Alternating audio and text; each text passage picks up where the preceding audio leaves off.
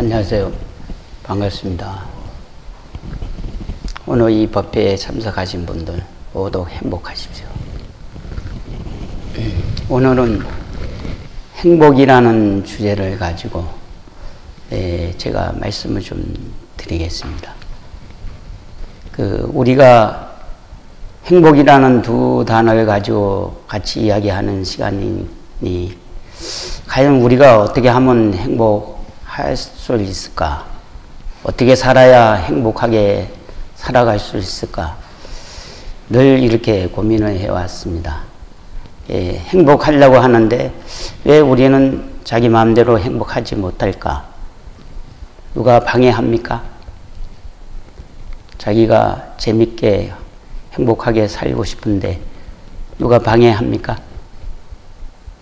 부모님이, 자식이, 가족이, 이웃이, 직장, 상사, 친구 누가 방해한다고 생각하십니까?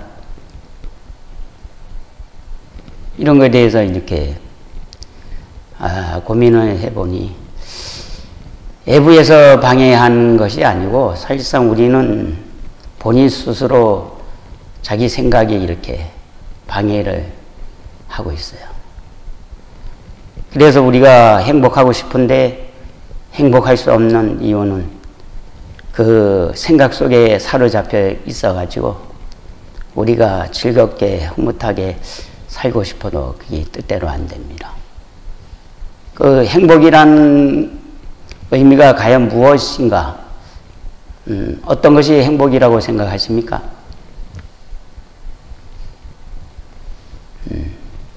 행복이라는 걸 생각해서 한번 고민해 본 적이 있습니까? 깊게 한번 사유해 보셔.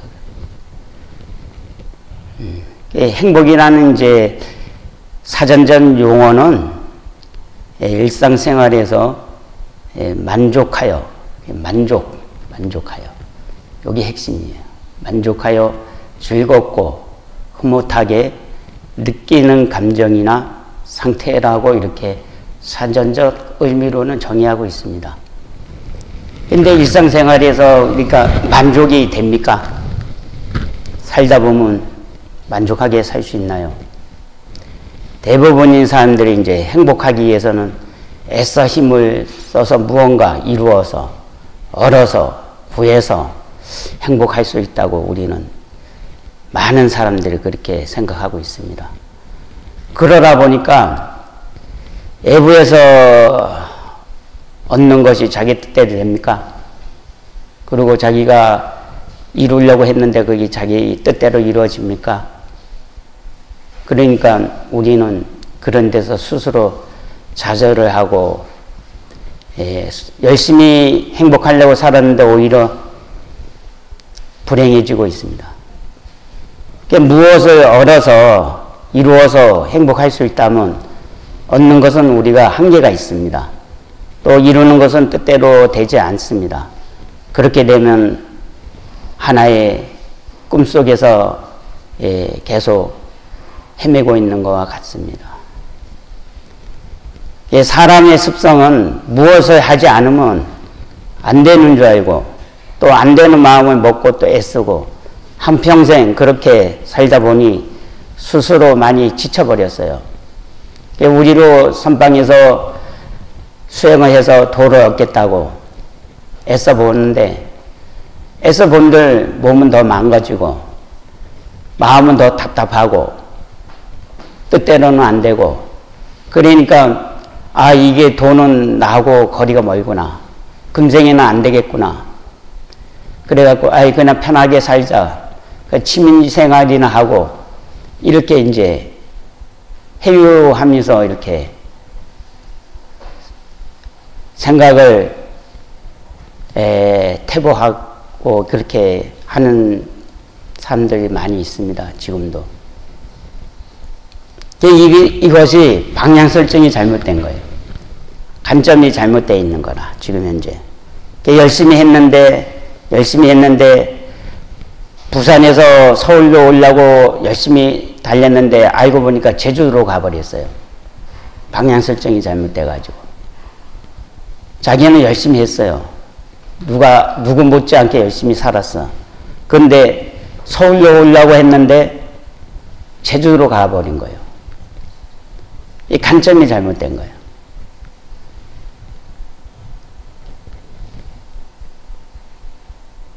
그래가지고 우리는 낮에 제어된 꿈을 꾸고 밤에는 제어되지 않는 꿈을 꾸고 살아가고 있습니다.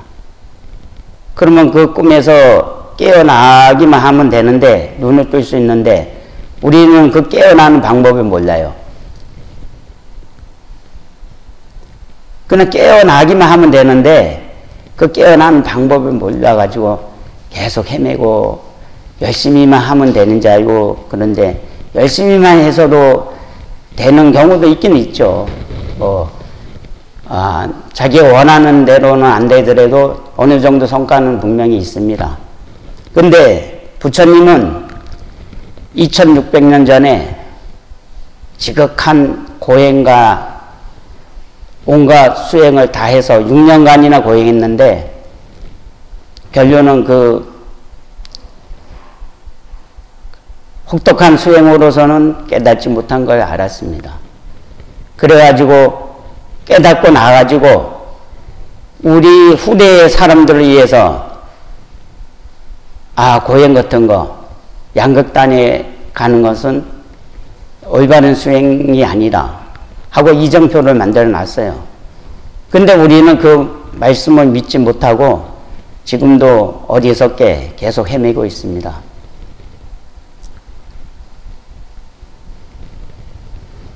그래서 불행한 삶을 스스로 자처해서 살아가고 있는 거죠. 무엇을 해서 얻어서 이룰 수 있는 행복은 나의 것이 안 됩니다. 된다 할지라도 일시적인 것밖에 안 돼요. 유한한 거죠. 유한한 거죠. 영원할 수는 없어요. 그래서 그러면 우리가 어떻게 해야 눈을 뜰 수 있고 깨달을 수 있는가? 너무 쉽기 때문에 사람들이 잘 믿지 않아요. 세수하다가 코 만지는 것처럼 쉬운데 너무 쉬우니까 사람들이 이해를 못해. 그 부분에 대해서 이제 같이 고민 좀 해봅시다. 눈을 뜨는 것은 우리가 자기 갖고 있는 인식의 틀에서 나와야 돼요. 기존에 있는 인식 틀에서 나오지 못하면 눈을 뜰 수가 없어요. 그러니까 우리가 사물을 인식할 때나 대상을 인식할 때나 각자 자기가 갖고 있는 기억에 의지해서 인식할 수밖에 없어요. 그런데 그 기억은 대단히 주관적이고 감성적일 수밖에 없습니다. 그래서 대상이나 사물을 제대로 인식할 수 없게 돼 있어요. 우리가 사고의 체계가 그렇게 돼 있습니다. 예를 들어보면 우리가 공유된 기억이 적으면 적을수록 자기 부모님이나 형제, 가까운 친척이 돌아가서도 슬프지 않아요. 눈물이 안 나요. 그런데 늘 같이 지내던 애완동물이 죽으면 그 감정에 사로잡혀가지고 헤어나지 못해요. 그 공감으로 이루어진 감정된 기억이 사로잡히면 우리 중생들은 어리석게 돼 있어요. 마치 동굴 속에 들어가 있는 것과 똑같습니다. 동굴 속에서 아무리 눈을 뜬다, 깜깜한 데서 눈을 뜬다, 그 눈이 뜬다 보입니까? 안 보이죠? 동굴 속에서 나와야 되는데 나오는 방법을 몰라. 만약에 우리가 이제 길을 가다가 예쁜 꽃을 봤어요. 그 꽃이 행복합니까? 내가 행복합니까?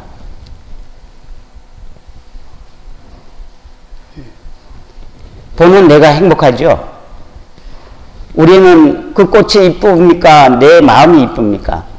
우리 인식체계는 자기 주관적 대상에서 기쁨이 있는 게 아니라 자기가 어떻게 인식하는가에 따라서 그 꽃이 아름답기도 하고 예쁘기도 하고 여러 가지 좋은 생각이 납니다. 그런데 자기가 지금 감정에 사로잡혀서 슬픔에 사로잡혀서 있을 때는 만사가 다 귀찮아요. 옆에 있는 사람도 귀찮고, 예. 어떤 말을 하더라도 그 말에 공감이 안 갑니다. 그래서 어떤 사물이나 대상을 인식하는 것은 나의 인식상이 있는 것이지 그 사물이나 대상이 있는 것이 아닙니다. 그 대상은 그 무엇도 아닌 단지 그것일 뿐입니다. 우리가 만약에 어떤 행사를 하고 있는데 밖에서 비가 오고 있어요. 그러면 그 비가 좋은 비입니까? 안 좋은 비입니까? 그런데 이제 농부가 농작물을 심어 놓고 기다리고 있는데 비가 와요. 그 비는 좋은 비입니까? 안 좋은 비입니까? 그 비 자체는 좋은 비도 아니고 안 좋은 비도 아니에요. 우리 상황에 처해 있을 때 어떤 상황에 있는가에 따라서 좋은 비가 되기도 하고 안 좋은 비가 되기도 합니다. 그 비 자체는 아무 문제가 없는 거예요. 우리가 어디 산에 갔을 때 산이 아름답습니까? 내 마음이 아름답습니까? 산은 아름답다고 말하지 않습니다. 내 마음이 기뻐서 아름답게 보일 뿐이지. 이렇게 우리는 인식세계에서 살고 있어요. 근데 그것이 다 주관적이고 감성적일 수밖에 없다는 거죠. 우리의 행복도 이와 같습니다. 지금 이 순간에 모든 것을 긍정으로 인식한다면 바로 행복이고, 불만으로 인식한다면 불행인 것이에요. 조건이 불행이 있는 것이 아니고 조건을 바라보는 내 마음이 행복하면 행복으로 보이고, 아무리 조건이 좋아도 내가 긍정으로 안 보이면 불행한 것입니다. 불행하고 행복이 따로 있는 게 아니고 보는 인식 세계에서 자기가 어떤 마음으로 보는가에 따라서 대상이 좋게 보이기도 하고 안 좋게 보이기도 하는 것이지, 그 대상에는 아무 문제가 없는 것입니다. 그래서 우리가 어리석게 뭔가 행복을 위해서 얻어야 되고 구해야 되고 찾아야 되고 하는 쪽으로 우리 방향성이 설정되어 있기 때문에 그것을 쫓으면 쫓을수록 허무한 감, 이루지 못하는 그 박탈감이나 어떤 실망감, 좌절감 때문에 늘 이렇게 편안하게 못 살고 있습니다. 그래서 지금 바로 이 순간에 내가 살아있음에 감사하고, 움직일 수 있음에 감사하고, 볼 수 있음에 감사하고, 자각할 수 있음에 감사하고, 지금 이 순간에 모든 것을 감사하는 마음으로 받아들인다면 바로 이 순간에 지금 행복한 삶을 살 수 있는 것입니다.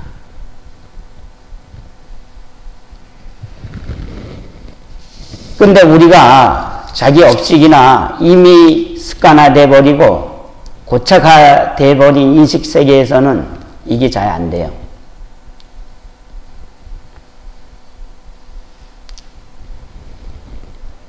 그래서 기존에 있는 인식 틀에서 나와 관점을 바꾼다면 바로 부처의 삶을 살 수 있는 것입니다.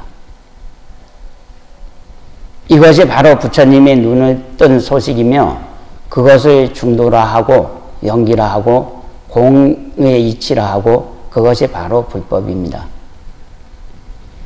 자기의 인식된 감정이나 기억을 내려놓지 않으면 어리석게 살 수밖에 없고, 그 감정이나 기억을 내려놓고 살면 나날이 행복할 것이고 기쁜 마음으로 살 수 있는 것입니다.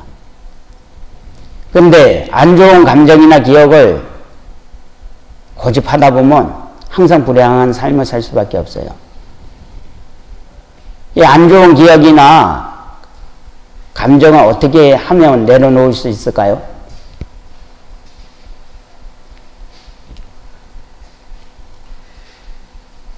한번 어떻게 하면 그것을 내려놓을 수 있을까요?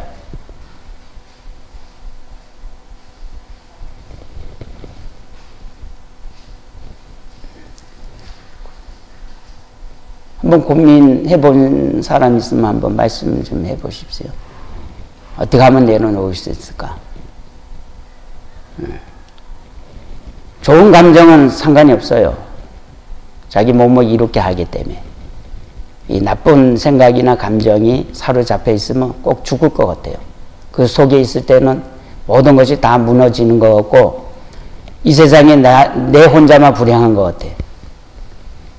옆에 자연도 불행해 보이고, 옆에 사람도 불행해 보이고, 그 인식세계 속에 있을 때는.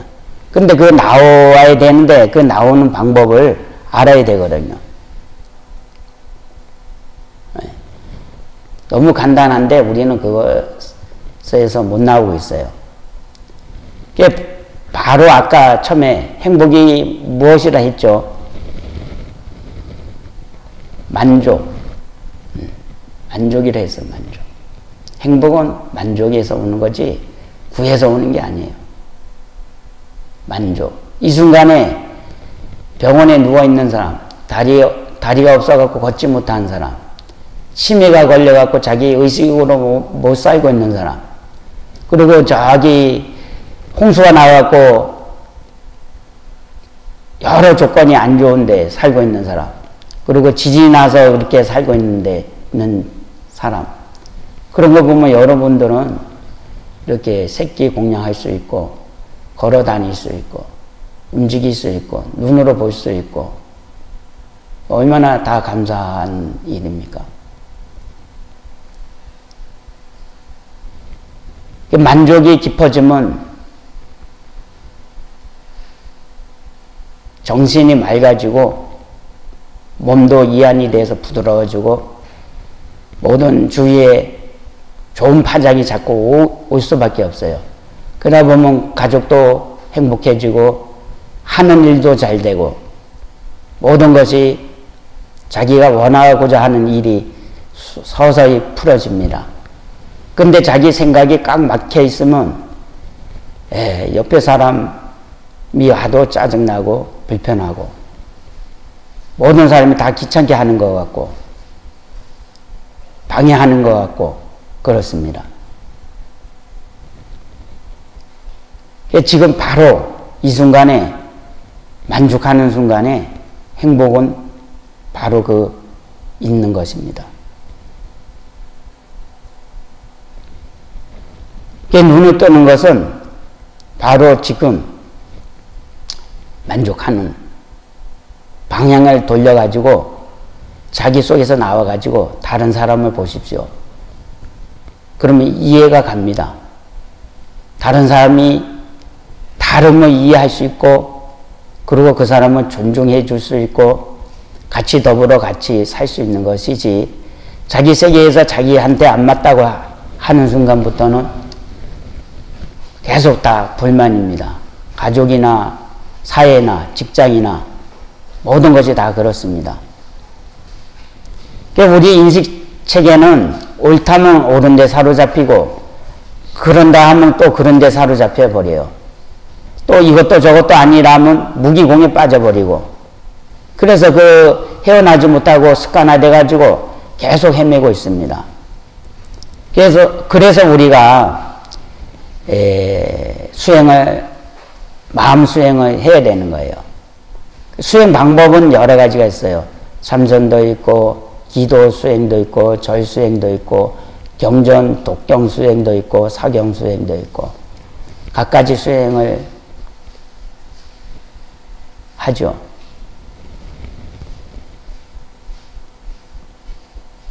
그래가지고, 일단 감점이 안 잡혀 있으면 수행을 해도 나아가는 게 없어요.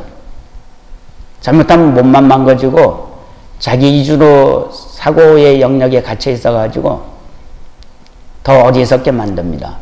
지식이 문제가 아니고 지식에 갇혀버리면 지식이 다른 부분을 못 보게 만드는 것이 문제예요.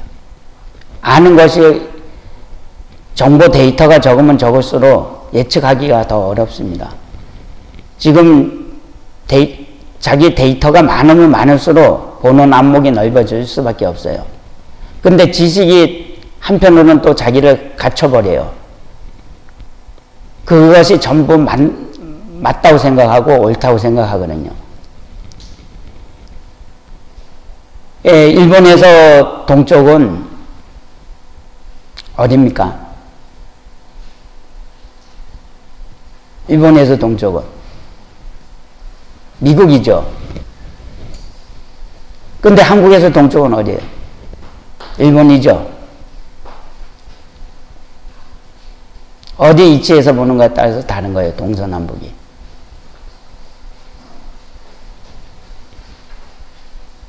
그래서 자기가 맞다고 주장하는 순간에 주위의 사람이 힘들어져요.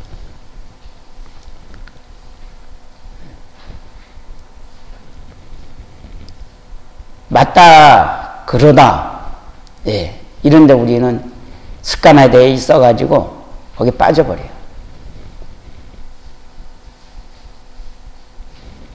만약에 안 죽은 의사가 이토 히로부미를 저격했는데 우리나라 입장에서 봤을 때는 애국지사죠.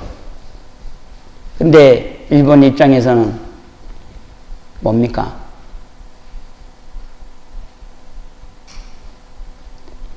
테러리스트죠. 이 관점이 자기가 보는 것이 맞다고 생각하는 순간에 어리석어지는 거예요. 예, 그 속에서 나와야 돼요. 나와서. 전모를 봐야 돼. 전체를 볼 수 있는 안목이 길러져야 돼.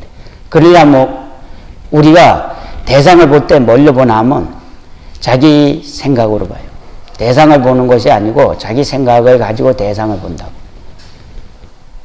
그렇기 때문에 자기 안목으로만 볼 수밖에 없어요. 맞다고 고집하고 다른 사람은 틀리라고 이렇게 얘기할 수밖에 없는 거라.